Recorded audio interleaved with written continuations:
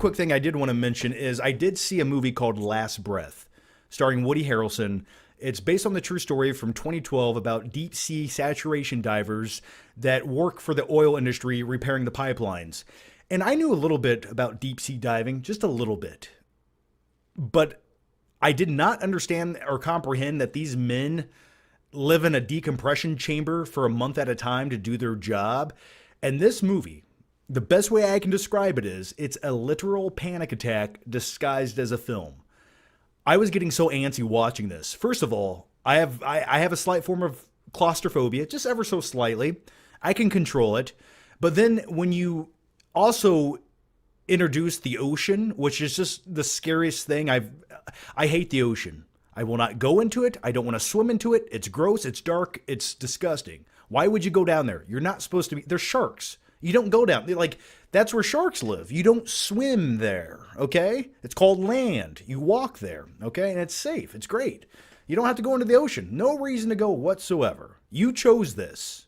But anyway, Last Breath literally was giving me, I wouldn't say literally, but I was on the edge of having a panic attack watching this movie.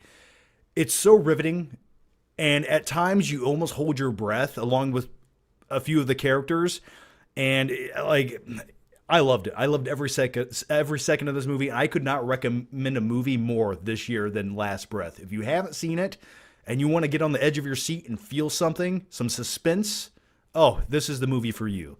So highly recommend it. Quite enjoyed it. And just some of the sequences when they're going down to the ocean floor and it's all dark and murky, and they're in something called a diving bell, which I didn't understand the logistics of, but since watching the movie, I become a deep dive expert because I've researched everything that went into this movie extensively for the last 2 days. I don't know what's wrong with me. Maybe I have a slight form of autism. I'm not quite sure, but nevertheless, it's bizarre that this is the best method that mankind has developed to do this job. And even with all these protocols and technology, it's still the most terrifying thing on the planet that I would never do. I would much rather be an astronaut shot to the moon than be a deep sea saturation diver.